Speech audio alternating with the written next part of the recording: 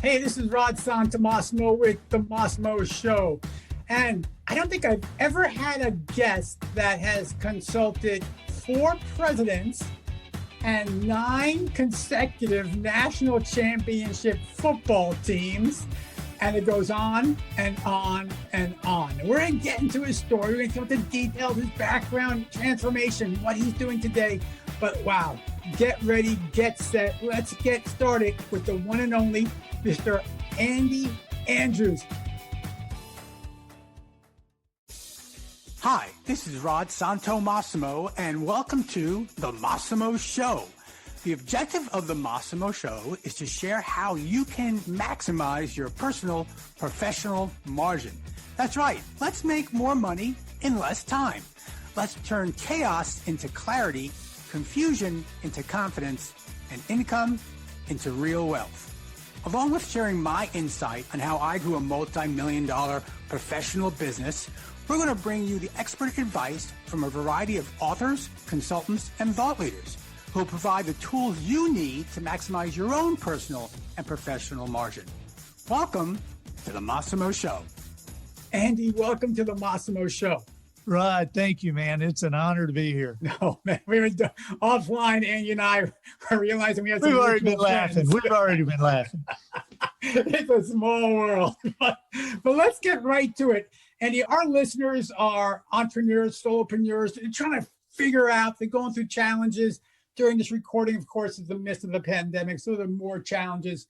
But I like, with every guest we have, I like to start with where they started. And your story is certainly one that everyone needs to hear. So give us a little background about you growing up, experiences, and we'll start there. Andy? Yeah, it was a pretty normal life until I was 19. And then both my parents died in the same year. My mom of cancer, my dad was killed in a car accident. And so this was, as you can imagine, a tough year. But I always had the ability to take a bad situation and make it worse. And I did. Just made some bad moves. And long story short, I ended up homeless before that was even a word. Nobody 35 years ago was talking about homeless people, but I was living under a pier on the Gulf Coast and in and out of garages. And it was just not safe or smart, but I did. And so I ended up meeting this old guy late one night, scared me to death under my pier. We had seen this guy in and out of town, never knew where he went when he left, never knew where he stayed when he was there. Didn't know what was in the suitcase he carried around, didn't know how old he was, but he was the first person really to kind of tell me the truth about myself. He got me started reading, very wise. We called him Jones, not Mr. Jones, just Jones. And he was a very wise man, but he said stuff to me, Rod, that I was still unpacking 20 years later. One of the classics that he told me that I have ended up being able to use so much with clients and in books is he said to me one day, he said, hey, remember, you can't believe everything you think. And that has been such a huge thing to me for a bunch of different reasons. It would take too long to talk about it. But think about how many things that you've been certain of and you've been able to win the argument. And then all of a sudden down the road, you found out, well, that wasn't totally correct, or there was just more. And so many times we get stuck on what we think and we believe it and we ignore any other possibilities. And so it really stifles growth. My thing that I'm kind of known for in the corporate world and with teams is being able to help people like double and triple their results because I look in a different way. It's not believing everything you think. It's looking away from industry standards, looking away from best practices, and helping people compete in a way the competition doesn't know a game is going on. And so that man, he started me reading. I'd always been a Sports Illustrated, Field and Stream kind of guy. Mm-hmm. And he started me reading biographies. And it was a total thinking thing. Because for some reason I hated biographies, I guess because they made us read them in school and I didn't see the point. Right. And so one night he gave me 3, and I still remember it was Winston Churchill, George Washington Carver, and Will Rogers. And I knew they were biographies because they only had the names on the covers, hardbacks with no dust cover on them, And I said, biographies. I didn't know what else to say. And he said, No, these are adventure stories. These are mysteries and romances and thrillers, and they're all true. And I started reading the Churchill one, and I started noticing those things right away. I mean, he met in kindergarten, met a girl who was a little girl named Clementine, who was one day to become the first lady of Great Britain. And I remember thinking, yeah, okay, there's the romance, you know. Right. And it'd get to the end of a chapter and it would go, if Winston had known what was in the other room, he would have never opened the door. And I'd, oh, dang it. And I'd turn the page and I go, oh, there's the mystery. And, you know, then World War II started and the espionage. And I'm thinking, there's the thriller. I knew that I was thinking that because he had said it, but I was still legitimately thinking about it. I began to see biographies in a different way. And I ended up reading, because he told me, he said, yeah, they're from the library. When you get through with them, take them back. And so I ended up reading over 200 biographies of these happy, successful, great people, which when I say that, it makes me think, did they do biographies of any other kind of people? There's not a loser section at Barnes & Noble, I don't guess. Well, Andy, you really took a major jump there. We went from the tragedy of your parents' death to being homeless to meeting Jones, just Jones. We'll come back to that. And now he has you reading. So where are you now? Do you find part-time work? I mean, you're reading these books. Where are you in your life right now? You know, I even living on the beach, people think, well, you're kind of a bum or something, but I wasn't. I was working. I was washing boats and I was selling fish and I was selling bait, and I'd go talk to people. I'm a fisherman. And so I would see these people come down from Nashville and Birmingham, and they'd have these boats. And I would go up to them in the hotel parking lots and I go, hey, where are you from? And they'd tell me, and I'd say, so you going to fish while you're here? And they'd say, yeah, we want to. And I said, do you know where to fish? And they would say, no, we really don't. And I said, wow, what a coincidence. You have a boat and you don't know how to fish. I know how to fish and where to go, and I don't have a boat. We're a perfect match. I would take people, you know, back then I'd take people for $100 a day. And if you don't catch fish, you don't pay me. It was like a fortune to me. But I worked, but I always wanted to speak. I always wanted to communicate. I wanted to be a speaker. I just didn't have anything to say. And that'll kill a speaking career, as you know. Yeah, yes, it will. Okay, so you're hustling, you're grinding, you're going through. Jones being a mentor you all along the way was actually one experience? It was a period of time. It was like several months. But that really started my transformation out from under that pier. You read 200 biographies, you got to notice something. And Jones called himself a noticer.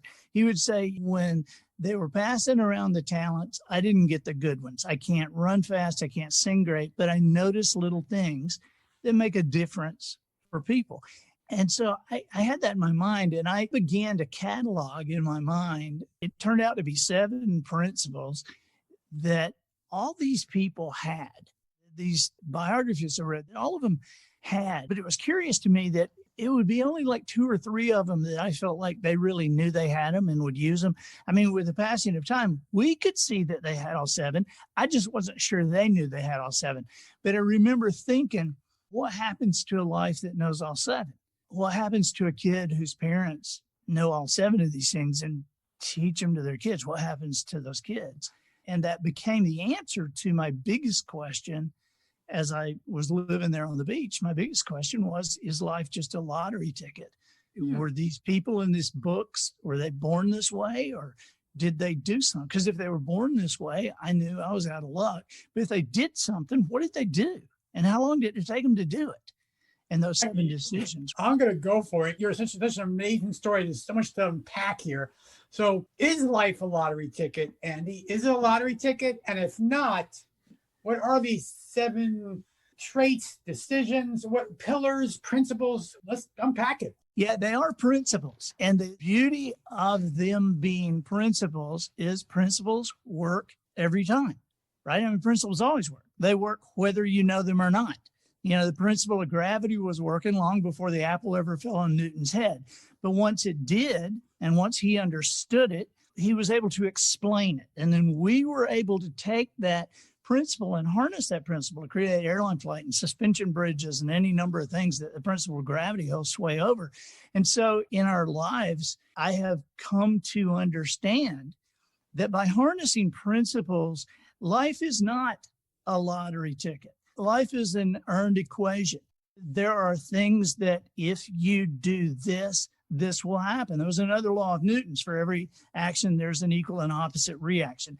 I wrote a book called The Traveler's Gift, and The Traveler's Gift had these 7 in them. It was a story about a family going through a tough time, and the dad gets to travel through time, meeting with 7 historical figures who are going through a tough time. And each of them gives him one of these principles. He's with Anne Frank in the Annex and with Lincoln at Gettysburg. But these 7 things, when the book came out, right, I hated doing television shows. Good Morning America made that their book of the month and ended up calling The Traveler's Gift one of the 5 books you should read in your lifetime, which is like, how could that happen?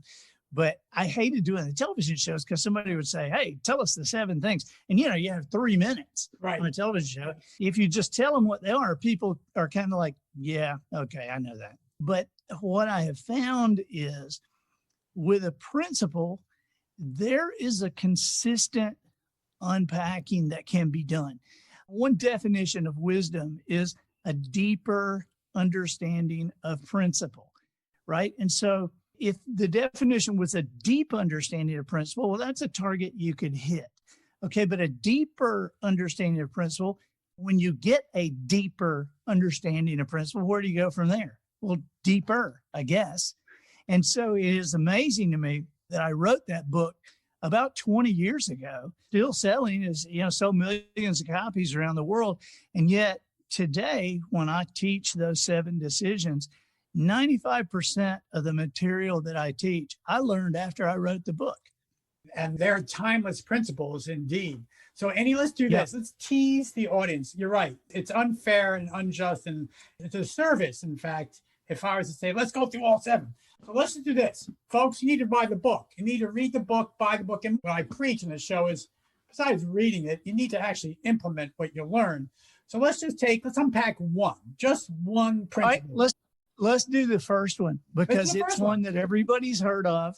And if you say responsibility, people go, yeah, okay. Yeah, I get it. And yet there is so much to this one. And I have come to believe that one of the huge things about being a great parent, about helping people achieve stuff, is the ability to explain why a principle works. I told Nick Saban one day, I said, nobody knows how to do. Right there. The fact that you just said, I told Nick Saban one day, in itself is remarkable. But let's go. I mean, I'm sitting there and he thinks I'm a doofus, because he asked me the first time we ever met, he said, so what is your experience? And I said, with football? And he looked at me like, yeah. And I said, oh, I played in the 6th grade. And he said, what? I said, yeah, number 25, Hurd Elementary Rams. That was me, number 25. I said, I'm just messing with you, coach. I said, look, you're in the conversation for greatest of all time. What seminar could you possibly go to? I said, this is why I can help you, because I don't know anything about football. I mean, I'm a fan. I know what a fan knows, but I don't know football. And so I can have you thinking in ways that a football consultant would never have you think. And I want to help you compete in a way your competition doesn't know a game is going on. And so curiously, the responsibility one plays into a team. But it's one of those things that if you can explain to people, it's not just a good idea, it becomes a must. And here's the explanation. There seem to be 2 extremes about responsibility in our world today. You know, we hear the word with every game we watch, every newspaper we read, every newscast we see, every high school event we go to. It's just somebody's talking about responsibility. And yet there are 2 extremes that people believe about it. One extreme is, until these people accept responsibility for where they are, they're never going to be able to. And the other extreme is, but it's not their fault. Don't you understand what their parents were like? If you had parents like that, right? There's 2 extremes. But see, here's the thing. Responsibility has nothing to do with blaming somebody about what they've done or making somebody feel bad about where they're from. Responsibility is about hope and control. And who doesn't want to have hope for a greater future they can control? Now, if you blame your mama, if you blame your neighbor, if it's the weather's fault, if it's the economy's fault, if it's because of COVID, if it's the hurricane came in and we couldn't, I mean, there's many things you can blame. If it's the president of the United States' fault, I mean, think about this. If where I have ended up in my life is a place I don't like, and if it really is my wife's fault, I don't know about you. I can't control my wife. What are we going to do about my wife? Okay, if I've ended up in this horrible place, and it really is the fault of the president of the United States of America, I might as well jump off a cliff. What am I going to do about the president today? I mean, what am I going to do?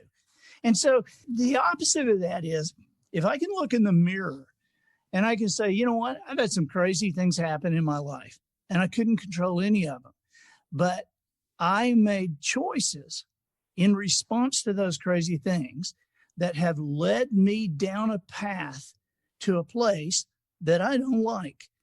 And if I can understand and believe that I can make choices that will lead me to a place I don't like, doesn't it just make logical sense that I could make choices that would lead me to a place I do like? And so the game becomes make better choices. And that's what the other 6 principles are about, helping people do, understanding how to make those choices. So let me ask you, in your book, The Traveler's Gift, you say that each one of these pillars was represented by a character, a figure, right? A historical figure. So right. Did this specific pillar of responsibility, was that characterized by a certain individual or all individuals? No, it was a certain individual. And the way I decided the characters in this book, everybody writes about success, but here was a guy going through the worst time in his life. And so, I wanted him to travel to people that we knew who they were, who were going through the worst time in their lives at that point. And so the person who gave him the thing about responsibility was Harry Truman. And he ended up being, I won't tell you how he traveled, but he is there in Potsdam, Germany, with Truman in the office by himself while Truman's trying to decide whether he should use this weapon that he has been told he has. And nobody knows he has this. And it's the worst time in his life. He's having to decide, do I drop this bomb on Japan? What do I do? And so that he is the one who talks about responsibility to the main character, David Ponder. Okay, awesome. We're going to come back with more of Andy Andrews. We're going to talk about how he became this amazing consultant to presidents, to champions. But I'm going to leave you with this before we take a break, because I'm writing down so many notes here. Life is an earned equation. That one's going to be repeated to my kids again and again. Andy, hold on. We'll be right back with more of the Massimo Show.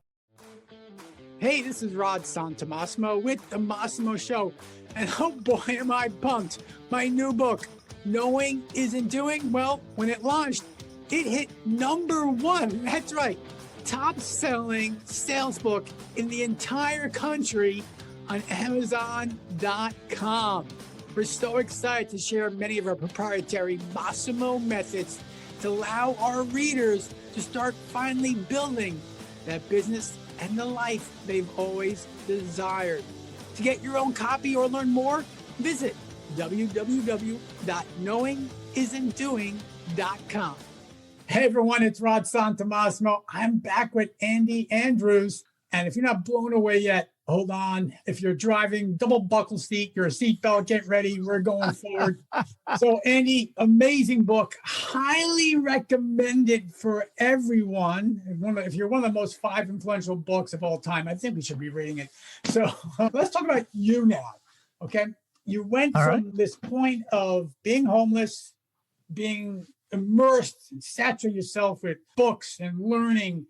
So what was the next phase in your life? How did you go from that to being this highly sought after consult for world leaders? How did that happen? I wanted to be a speaker, but I was only half kidding when I said I didn't have anything to say. I mean, because, you're 23 years old. Who wants to listen to you?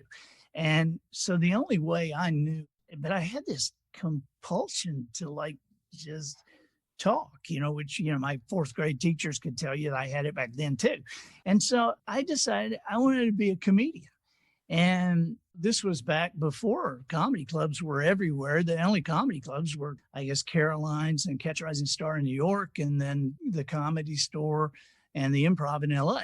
They weren't all over the country. And so I would go and ask some guy playing the guitar in the Holiday Inn, can I go in your breaks? And it was horrendous, but I kept doing it.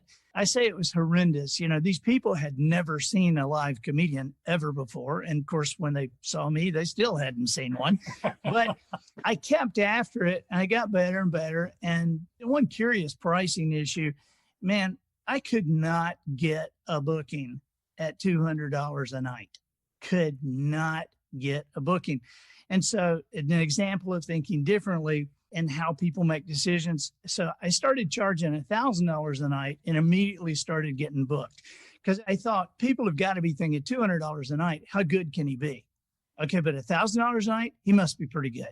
And so I started getting dates, started doing some colleges heard about me, and I started doing colleges and more and more and more colleges. And then in 1986, there's an organization, National Association of Campus Activities. It's where all these kids that spend the money for all the concerts and everything, they go to this convention and they watch entertainers. Okay. Mm-hmm. And so there's over 1,000 colleges and universities in America, and they would vote. And so in 1986, I won Comedian of the Year. And then in 87, I won Comedian of the Year and Entertainer of the Year. And it's funny, if you see the trophy, one year it was The Police. The next year it was Huey Lewis in the News. The next year it was me. I got booked by a college to open for Joan Rivers when she was just hot as a pistol, right? Mm-hmm. And so they booked me. She did not. They did. I had never met her. She had never seen. But I was so nervous because she stood on the side of the stage for my entire 25 minutes, stood over there in the wings. And when I got off stage, she took my hand and she said, "Kid, you were fantastic." And the next week she called. I went everywhere Joan went for 2 years. Oh my. And she took me to Vegas the first time. And so then with this in 86, how old are you? 86, let's see, 26 years old. And so I with Joan Rivers. Awesome. Yeah. So I did a couple of years with Joan and went immediately from Joan and was 5 years with Kenny Rogers when he was hot as it could be, touring arenas.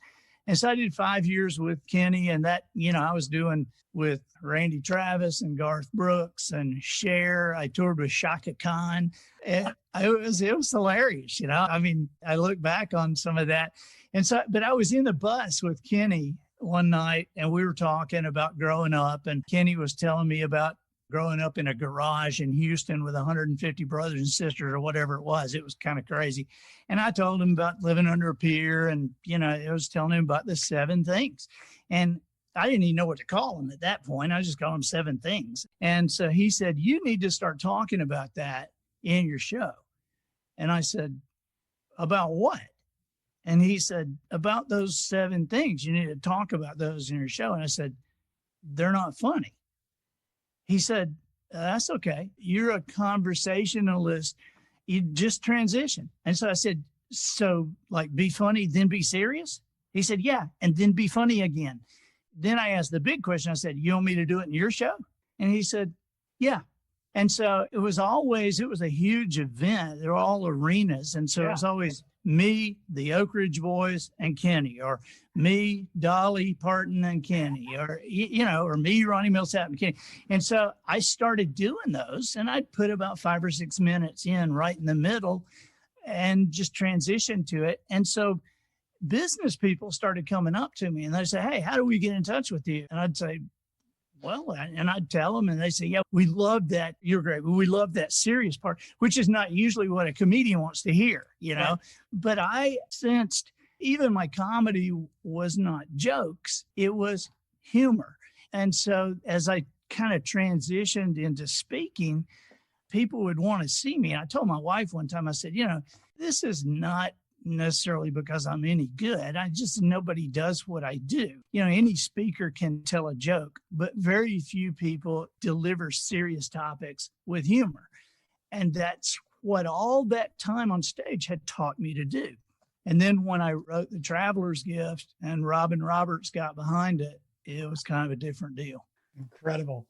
Incredible story of certainly opportunity, making the most of that, then leveraging it and agreeing. A lot of people would told Joan Rivers, no, I'm not ready, right? A lot of people have said that right out. That's what happened. They were told Kenny Rogers, that's not going to work. I just can't do that, right? They were said that. A business person, I'm a comedian. I don't want to do that. I mean, there's so many opportunities for you to say no, and you never did. You continue just to look for the opportunities that are in front of you. That's an incredible story for everyone. That was part one of my conversation with national speaker and New York Times best-selling author, Andy Andrews. You can find out more about Andy at andyandrews.com. Now, in part two of our conversation, we will hear about his consulting work with presidents, how he worked with major sports figures, his emphasis on creating measurable results, and the importance he believes a spiritual life can play. You can hear part two on our next episode of The Massimo Show. I want to thank you for listening to this version of The Massimo Show. And please go out and share this with your friends, your colleagues. Heck, share it with your dog. Just share it. And more importantly, just give me some feedback, good, bad, or indifferent. We all grow from understanding what our audience wants to hear.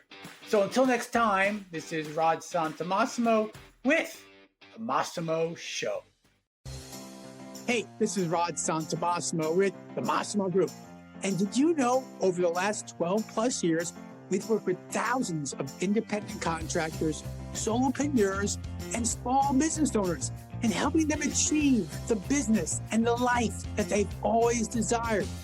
To learn more how we could possibly help you achieve your goals, please visit www.massimo.coach. That's www.massimo.coach.